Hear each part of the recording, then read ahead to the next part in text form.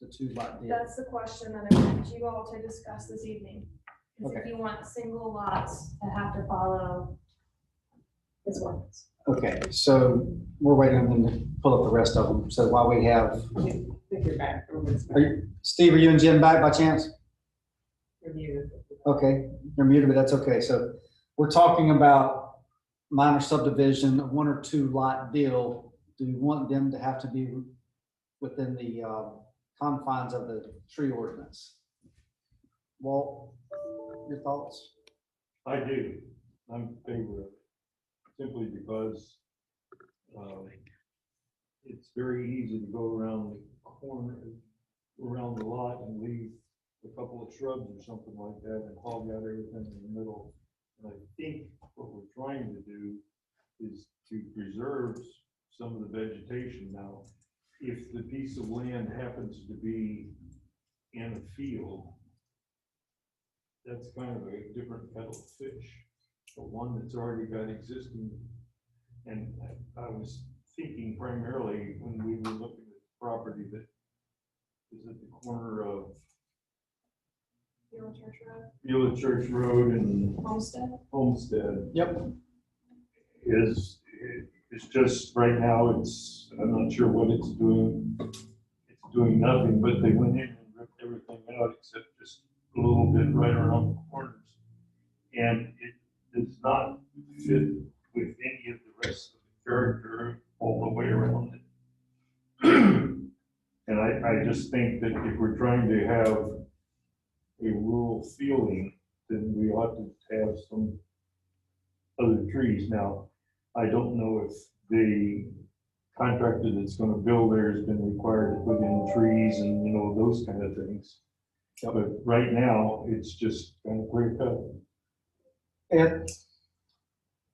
No, the concern I have when I'm looking at this is, one, I want to make sure I understand the buildable area and the areas that are allowed to remove trees and not. Because I just found the language to be a little confusing, where tree removal is not permitted within areas that have naturally occurring trees located outside the buildable area. For the purpose of this, buildable area means areas that are not in setbacks. So we have a 40-foot rear yard setback. right. So they cannot disturb within that 40-foot rear yard setback. Okay. 15 feet on the side of each lot, so that's 30 feet swath of trees between lots. Unless there's a drainage easement, Right. sewer easement, any kind of easement where they have to grade it to get it down to the street. Anything that doesn't need grading will have. So if you're on a 5-acre lot and you want to develop it as a single family property, bottom line, you could clear 80% of that property and just leave the setbacks and right of ways and street right of ways undisturbed. Good point.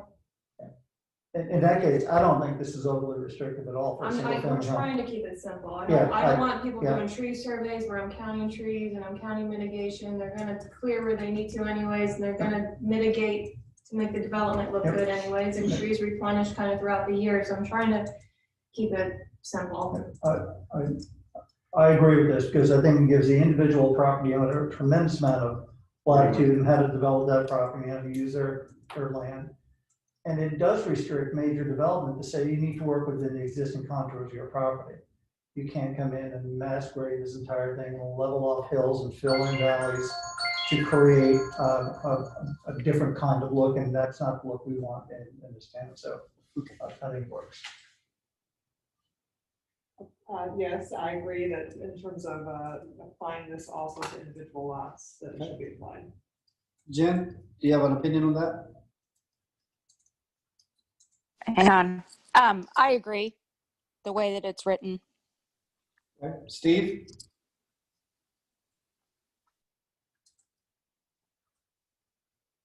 Steve? Steve, you're muted. All right, we basically have a consensus. So do you need a vote on this particular piece of it? Do we want to have further discussion, or kind of where do we stand as a? So we'll put it in as part of the UDO, and Okay. then we'll do the public hearing and all that as part of the UDO. Okay. So the only issue would be typically for individual lots, like doing the zoning permit and making sure they have their tree protection fencing is a lot for staff to do. We get 4 or 5 new homes sometimes a week. Yep. But we are doing our own erosion control, and we have to do erosion control, they put their silt fencing in. So I think it's pretty easy for us to either use the silt fencing as a boundary for the tree protection. Sure. So it kind of follows suit. Otherwise, I'd be nervous over enforcement and staff's ability to regulate this, but I think we're in a good spot. to Okay, do it. you need further action from us? Nope. Okay. All right, moving along to new business. Discussion and consideration minor subdivision 218 Weddington Road. Lisa? Yes, so the applicant, Mr. Flyler, is seeking a minor subdivision. It's 218 Ludington Road. It's a total of 7 acres, zoned RCD.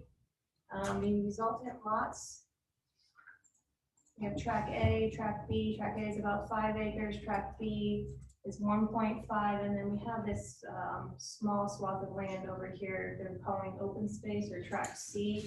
It's unbuildable, so it'll be kind of tax deduction will be recorded as that in the tax records. It is a panhandle lot, so they have the required lot size for the panhandle lot, and it meets all the setbacks that we have to answer the questions. Let's kind of work our way back around the room. Walt, do you have any questions about this particular development? Not at all. Feel sorry for him that the road went through his property. Ed? Just on track A, the handle part of the pan there, is that part of track A? It is, they were debating whether to do an easement lot. You need a minimum of 5 acres to do an easement lot. And he decided to go ahead and connect it, so that is a part of track A. So, because the note I'm looking at, it still says it's a new joint access and utility easement area. Okay, I can update that. I'm good with that. I'm fine with it. Jim?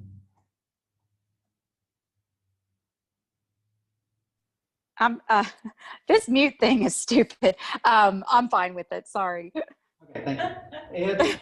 Oh, not Ed, I'm sorry. Steve? Looks like Steve's maybe out of the mix here for a minute. All right, if everybody's good with it, I need a motion. So move. A second. All in favor? Aye. Aye. Okay, we have unanimous. Thank you. Moving on to item B, review of UNDO ordinance section 7. And let the fun begin. Green. Mm. Kevin, I think you're up. Hey, good evening, everybody. Can everybody hear me? Yes, sir. Yes. Yes. Very good. See if I can get to the large size here on my own screen. Well, let me try that one more time and then I'm going to go. Since I can't see the screen. You have all this memorized, right? I'm close. Very close, very close. We're going to go to the pop quiz here in a second. Kevin, I'm sharing my screen. Do you want me to stop sharing and you want to share yours? Well, my only problem is I just need to get it full sized here on my side.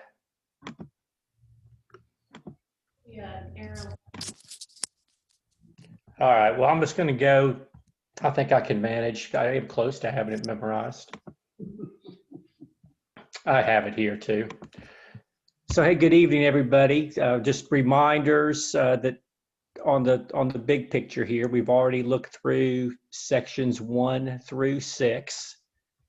Tonight's topic is section 7 of the UDO, which is the zoning section. I had very limited comments back from all of you, so I think that's good. I want to kind of take it from the top and share the comments that were provided, and I think we'll end up spending at least a few minutes talking through the conditional zoning process and just make sure we're all together on how the CZ process will work and how it fits in with the permitted use table that is also part of this section. I think the other thing I would like to share with you all, if you took a chance, if you took a few minutes to look at the draft long version where we started, we really cut back a lot of words out of the existing Weddington UDO or Weddington zoning ordinance, and also a little bit out of the state statute. But by trying to organize this simply by district, and then the charts that we're going to get to here with the permitted uses and the setbacks and the yard requirements, if you just organize them in this way, you really don't end up having to repeat things as often as is currently repeated in the UDO. So I was pleased to end up with less words rather than more. I think we will find it easier to follow. Again, at our next meeting, when you see Article 9, which is the use section, that's where you're going to see a lot of your particular use requirements come back in. That'll end up being the bulkiest of your sections. So for example, the one that I think you'll care the most about will be your conservation residential development. And that's where you'll see the various standards from your current zoning or subdivision show up as organized by the use, not necessarily repeated multiple times by districts. So I just kind of share that big picture organizing principle here. I'm feeling good that we're on a track of, as much as us lawyers like to write things and have them, I guess, wordier rather than not, I'm trying to avoid that stereotype and figure that less is more on this. So I hope you all were following that we were trying to be concise there and where we're able to save a little bit of time and space. So with that as an introduction, let me take it quickly from the top. Section D, 701, purposes. The first paragraph is right out of the state statute. The color-coded is out of your ordinance, and one comment that we received was to consider deleting all of the language from our ordinance and just relying solely on the one paragraph from the state statute. And I'm inclined to think that's a good suggestion on the theory that the purpose section is really not all that useful anyway. It's just background information to some extent. And I think practically the language that's here is already going to be in your land use plan. So I'm inclined to think that's a good suggestion, and would just save a few words there and track the more general language of the state statute in D 701. Got a question. Yeah. Yes. You know, my experience in using purpose statements and contracts and where my experience lies, not in ordinances, is to set the general framework and intent. So if there is disagreement down the line in terms of how an ordinance is enforced or how a contract is enforced, you go back to the purpose statement to see, okay, what was the intent of this language and what we're trying to do, particularly if we're looking at variance to ordinances. So I like the detail that's in here. I read through some of that and I can already see it being applied to a potential project that might be in front of us in the next year or so. So I wouldn't trim it too far. I guess, go ahead. what I would ask that is, realistically, I don't know how many people actually read the land use plan, so they may never see the intent that the community has specific to how we want land developed. So I agree with that. I think it's actually important that it's in here because these are the documents that the community and developers are the most likely to read, not the land use plan, in my opinion.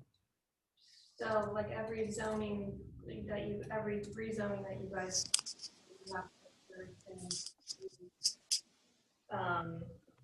consistent with the land use plan. So like when I go to the zoning document, I'm going to the table of uses, I'm looking at the setbacks, and I'm looking at the development standards. I never go back to read these statements, but when I'm doing a rezoning, I go to the land use plan and we make sure why we pick out the goals of the land use plan and make sure why it's reasonable. This is repetitive of our land use plan. So I was in agreement to take it out, but I understand if you guys wanted it, it's not a big deal.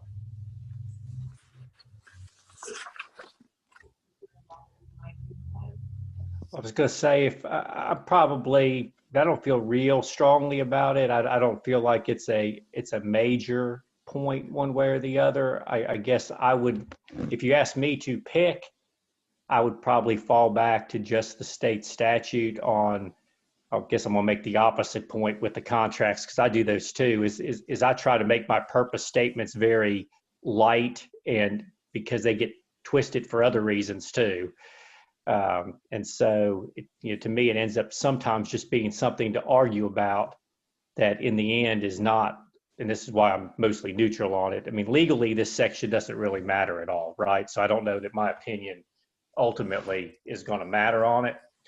But, I mean, Lisa, how do we want to go? If we've kind of got split thoughts on that, I don't know that it's worth a lot of bandwidth one way or the other. Jen, do you have any comments or concerns about that? No. My thought is to scratch it out, because the verbiage in the land use plan should dictate over what all that is anyway. We're not, if we have a fight over somebody, we're not going to be in the purpose statement. It's going to be a land use plan. That's what it is. But I don't care one way or the other. But I think from my perspective, I read contracts on a daily basis, and it pains me to go back through and scratch out the same wording 5 different times in the same contract, which I do on a regular basis. So my thought process is less is more. When we go back to the RCD, we're going to be dictating what those things are anyway, and it's going to be the land use plan. But that's my thought process about it. So what I wanted to do in this one, reference the land use plan to direct folks, rather than reading this, to direct them to the land use plan. well, the land use plan is what they're going to be basing off their proposals and our proposals anyway. It has nothing to do with the purpose statement. So that was my whole point. If it doesn't have anything to do with it anyway, let's be done and use the state statute to move on. But if it's a major upset over somebody else, then If this language is already in the land use plan, and this is just repetitive to the land use plan, I don't have a problem with it. And and that was my only thought process about it. It just drives me nuts doing it every day. I remember number 4, you guys having a pretty long discussion whether to keep number 4 or not. Yeah, because the fact is, we don't want age income and appropriate groups. We're going through that land use plan. Yeah, it is what it is. You want to build here, that is what it is. Here's our process. We're not exempting this group or that group or any favoritism in any form or fashion. So, but anyway, do we need to make a motion on that? Do we need, what do you need? Lisa? Consensus. We need a consensus here. If I was just gonna add to your suggestion, can we just reference the land use plan here, to send Kevin, did people you hear back that? there? I did hear that, and I like that. And in fact, it's also, the land use plan is referenced in the introductory section already. And so I like that note. And how about referencing the land use plan here as well? That might be a way to shortcut it. That's a great point, Do we have a consensus on Tammy. Well, it was actually Walt's great point, I just. that? Walt doesn't have a microphone. All right, so we have a consensus on that. Let's do that and move to the next point of concern. Sounds good. D 702, this is right out of the state statute. It just felt like it was worthwhile to note the limitation that the state legislature has put on us that I think everybody knows now about. Generally, you're not allowed to regulate the architectural standards of a residential house. So that seemed like the sort of thing that ought to be handy and known to people in the ordinance, but there's kind of none of my own personal drafting in D 702. And I don't believe anybody had any comments to that section. I had one nitpicky comment on that because I didn't send you, just the first sentence in the second paragraph. And I could see, and you said it's right out of state statute, it's just a double negative. To me, as soon as I read it, it's like, well, what, regulations prohibited, which is a negative, by this section may not be applied. So something that's prohibited may not be applied. But if it's out of state statute, I'm not going to suggest we change it. Or just, Yeah, I just add. well, I'll tell you the thing. I thought it was double negative.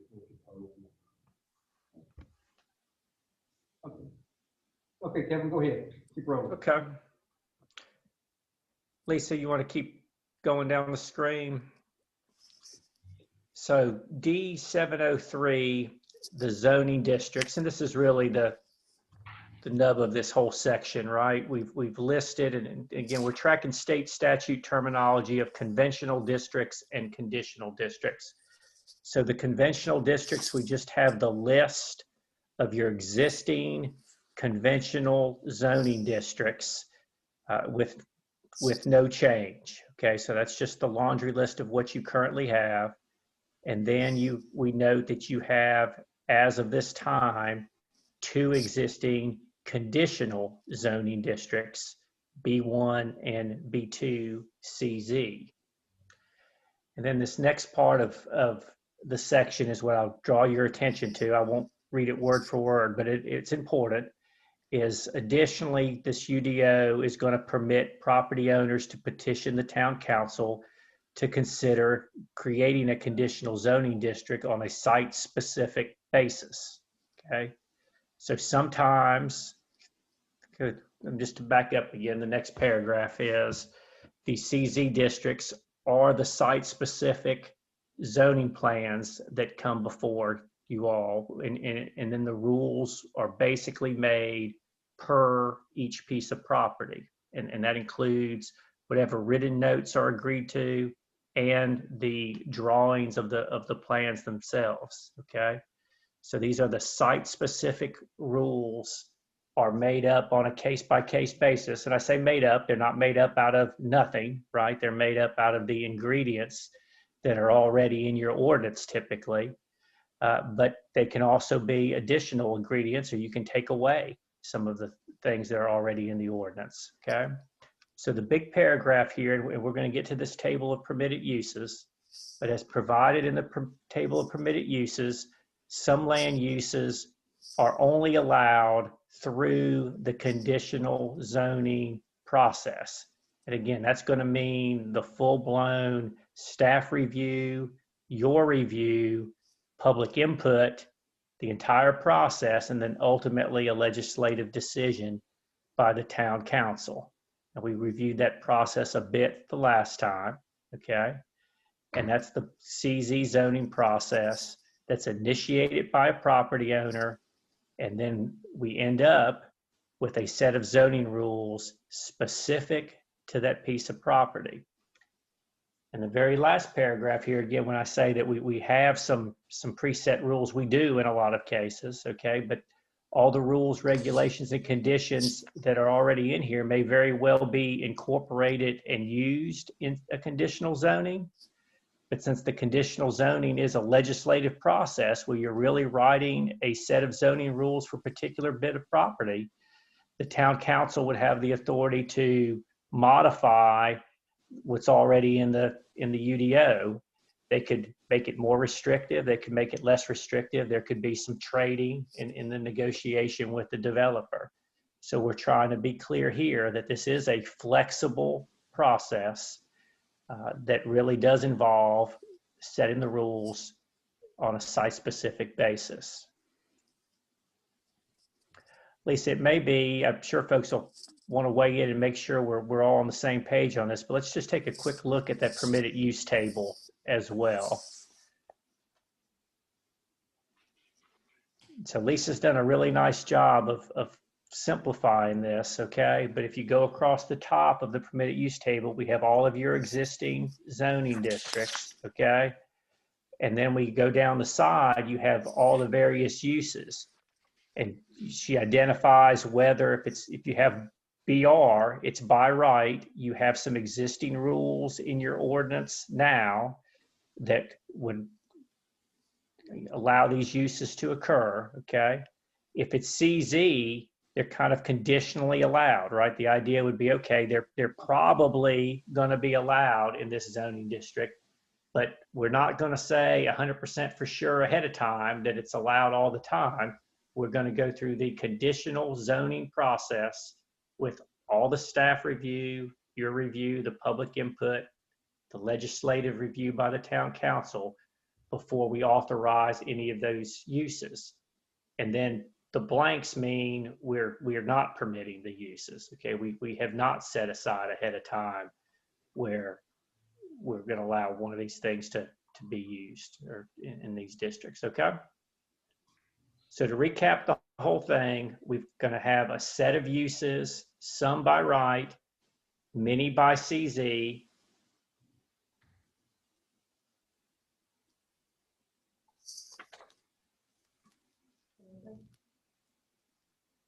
Everybody's following? Does anybody have any questions? So instead of, we have a lot of like one-off projects, instead of writing a text amendment for that specific project, we would zone it as a conditional zoning and write the development standards that'll be attached to that site plan. So instead of like redoing our ordinances for a particular situation, we're writing our standards for that site. So our zoning map is gonna end up looking like we do for our churches right now. They're all conditional zoning. So I have them all like kind of highlighted in this like purple. So if in the next month or so, the property would be purple, it's light purple. So any conditional zoning project ends up.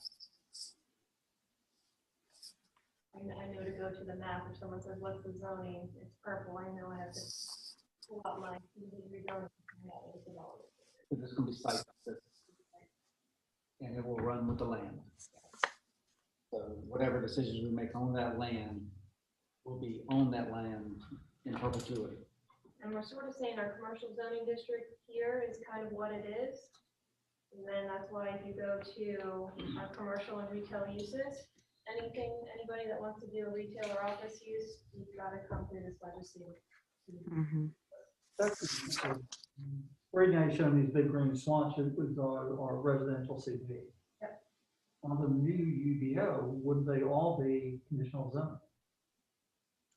No, until they're rezoned to that site specific plan, they'll stay the current zone. So they stay that, but Oh, so the way you're I'm saying- reading it, a developer, so you own a 50-acre tract, residential zone, R40. Right now, you can come in and put 40 units on there, up to 40 units That'll on stay that the same property. color. Under the UDO, you could not. You would have to do conditional zoning, correct? Yes. Yeah, you're right. Okay. Everybody okay with that? Any questions, concerns? Question I would ask is, once you're in conditional zoning, then what are the limitations that in terms of how, so what are the limitations? I'm not following. So you're starting off with R40 or R80 and you go, well, let's not want to do, I want to do a mixed use development, I want to do this, I want to do that. All that is potentially approvable. It opens it all up. So the example is, you have an office use that wants to do a 20-foot setback instead of a 40-foot setback, but they're willing to put in 3 times the buffer. Comes to negotiation. So you start with the standards of the underlying zoning district. I'll have a list of what's required and then what's changing. You guys have to justify if those are permissible or not, and base your vote on that. This is where the purpose statement to me became so important. To me, that's the reference point is, okay, what are we trying to achieve by a land use plan and by these zoning regulations? And I'm very much in favor of the conditional zoning concept, but I want to make sure there's a framework that is being measured against, and it's just not, well, who happens to be sitting in those 5 seats this year making an arbitrary decision. So there's a framework that those decisions need to be built around. So you're required per state statute to compare it to the land use plan. Not only is it meet plan, is it reasonable? You got to explain, you got to use those bullet points in the land use plan and explain why each deviation. I would have a statement from that land use plan. And if you guys want to add more back in the ordinance, but I'm looking at the ordinance as my development standards, setbacks. That's right. Landscaping. I'm looking at my land use plan as is this reasonable to make this move from 50 feet to 20 feet, or a 10-acre open space if I want to make the lot smaller. Can we tie back some of the verbiage from the town surveys where those that made their voices known about what and how they would like it to be done? Not redone, but continuation of what we're already doing, which obviously was a result of what the land use plan, because that's what we worked so hard I'm on. gonna say that's what the land use plan should reflect the survey. Yeah. And I guess maybe, I missed last meeting. Going on this. I'm trying to understand. It sounds like you're opening the door very wide here, and maybe I'm misinterpreting this. But I guess I'm questioning why that's being done. Yep. What's the value to the community in having that done? And it's basically like, where's that coming from?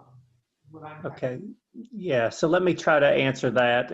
I would say we're not opening the door any wider on development. It is a accurate legal statement. It's always the case that the door is open for a text amendment to any ordinance of the town, okay? So all that is being said is that for a legislative zoning process or a text amendment or any ordinance, we're being straightforward and accurate that anybody, anytime can ask for a change, okay? So that's all that says. And you can't bind a future town council's hand. I mean, I can't pass an ordinance that says the town of Weddington will never consider lots of excise, okay? They always, so the door is always open to consider just about anything, okay?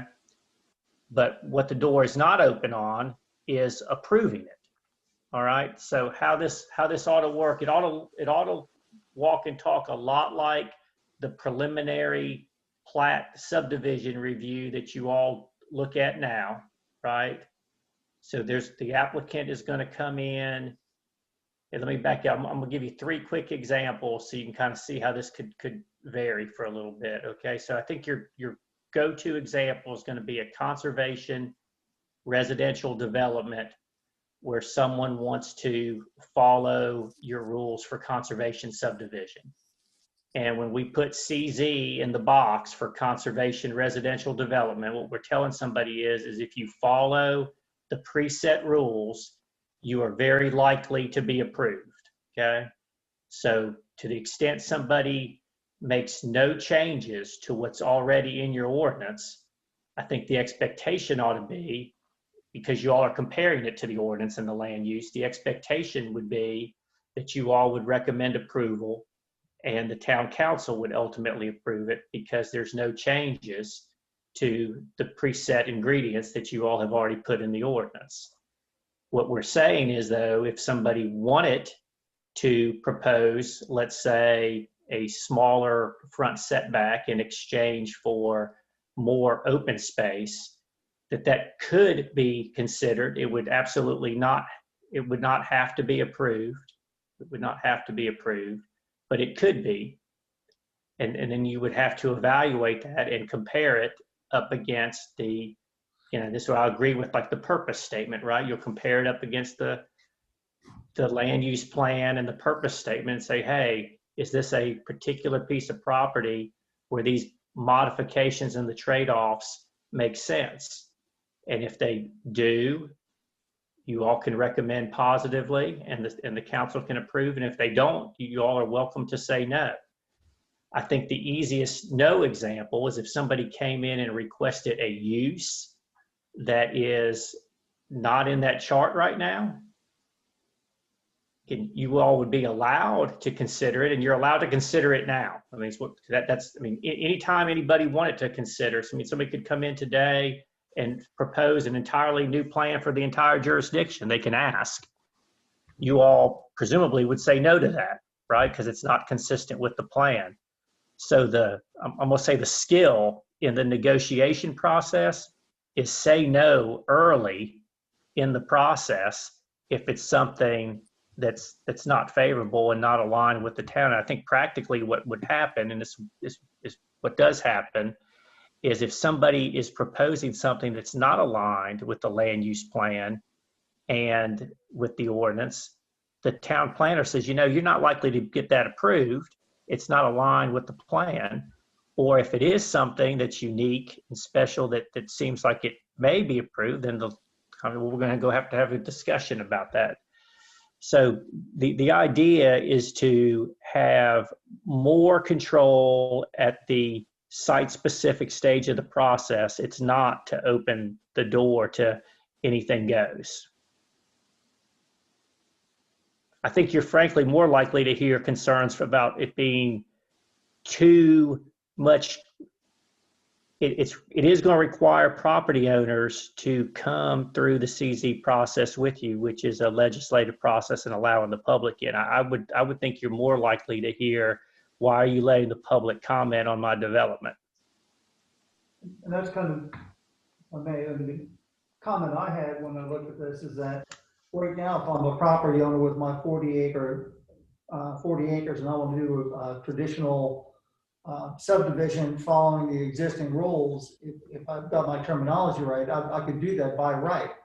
And I would not have to, as long as I followed all the rules and the setbacks and the requirements, and I would not have to go to any other process. And now I would have to go through the CZ process. That's true. Now remember, the way you all are set up right now, it still goes through a process. Right.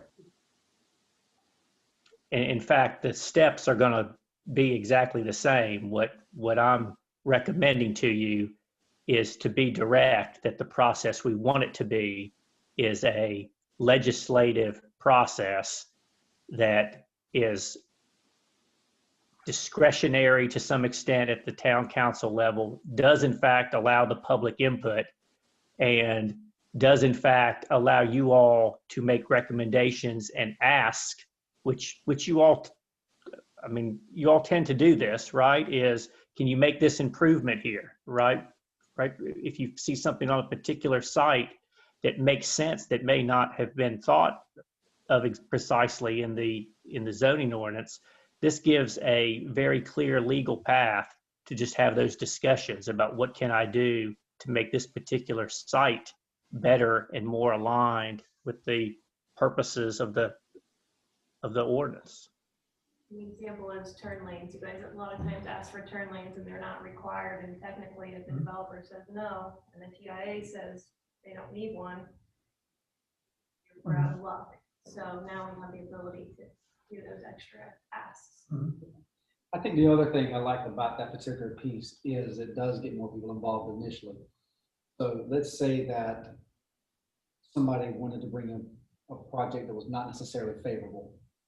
You'll see the light of day a lot quicker because it has to go through that process. So if the masses didn't particularly care for it, they could protest up front more so than they would on the back end and say, well, I wish I would have known. So from that standpoint, I'm agreeing with the way that's set up. The other piece of it is, we have our long process to get something approved now.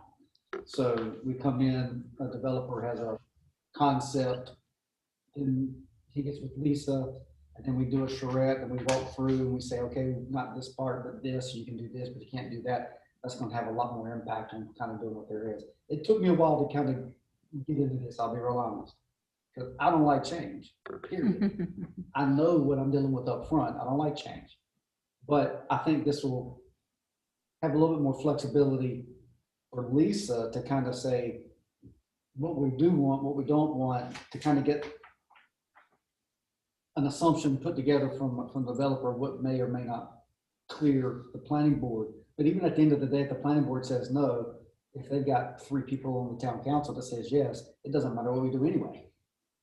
Town council don't have to pay attention to what we do. As a general rule, they consider that, and it's a pretty strong consideration. Have they gone over and disagree with that and approved projects? Absolutely. As a general rule, that's not the case though. So, a valid concern, and certainly appreciate you bringing it up. From my perspective, I think we're probably on the right path. I think Walt's got the most experience with it at Hawks Nest. And, I think our environment, the way we tend to do things, is going to weed out a lot of indiscriminate projects as it is. First of all, they can't afford the land prices to make do what they want to do. And then there's a whole lot of hoopla to make it happen, which I'm okay with. Hopefully we get a much better project and then the hoopla. What I like about this process is that we actually define what the process is. We go through the process, we do it one time, we don't have to come back. It's a huge step in the right direction, and the impact on the town staff is significantly reduced because once it's decided, then it's an administrative issue for town council, and they don't have to come back all the time with planning board. So I'm liking it. Steve is back. Steve, hey, welcome back. Steve, do you have any concerns, questions about what we just discussed and thoughts? Additions, deletions? And here's Jim too. You gotta unmute yourself, Steve. Steve, you're still muted. Hold the space bar. All right, Jen, do you have any questions, concerned about Steve unmutes? Oh, Nope. okay. All right. Jim, welcome home, Jim.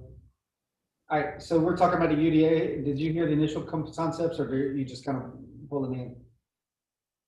You're still on mute. And Steve's on mute. Go ahead, keep going. Don't bother about me. Jim, did you have any concerns or questions about the concepts we're talking about, or are you just getting into? No, just jump. I'll catch up. Okay. All right. Steve, you're still on mute. All right, Kevin, are you still there? Yes, I am.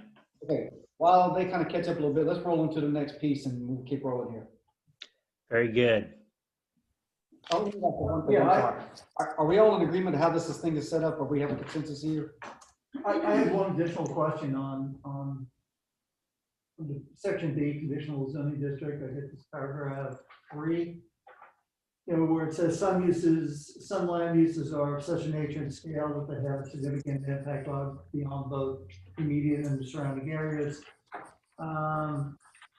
And the entire community that cannot be predetermined or controlled by general district standards and thus are only permitted by conditional rezoning district approval. I was unclear who makes that decision that it falls under conditional zoning. So that's the permitted use table. That's the sentence behind the CZ in the permitted use table. Okay, I was reading. Okay. Okay, in addition to that table, we have other conditions or other potential projects that could be of such scale and nature, and it would also have to be CZ. So this is Correct. the preamble for that table, not as an additional requirement beyond the table. Correct. Okay. Let's keep rolling, Kevin. Very good. I don't think I'm gonna have very much more to say about this. Lisa, let's look just real quickly so they can see the second chart.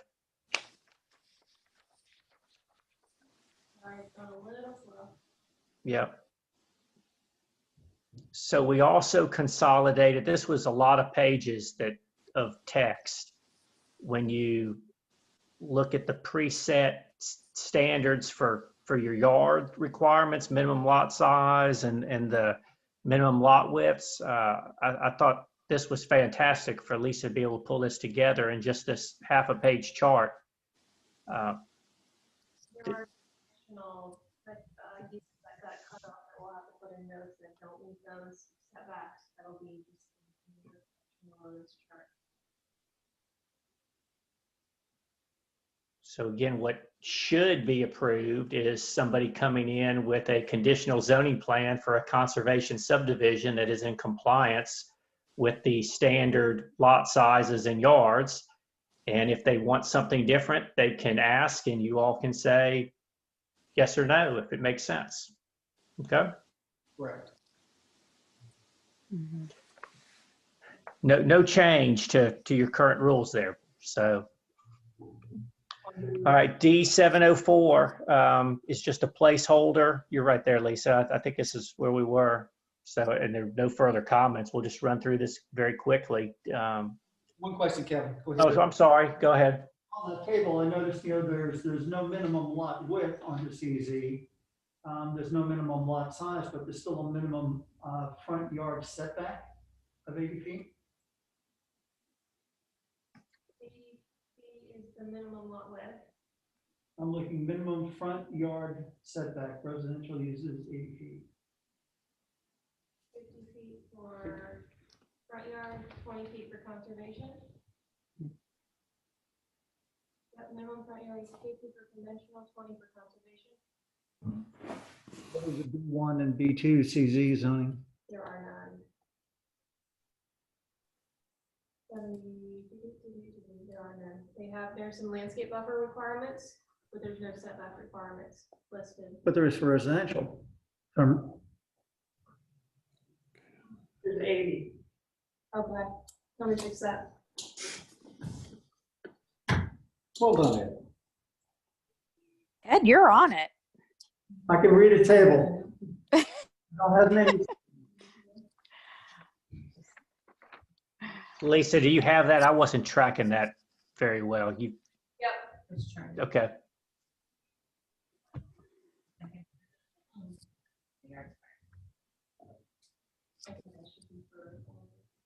Yeah, I would assume the same thing would apply to the rear yard setback also.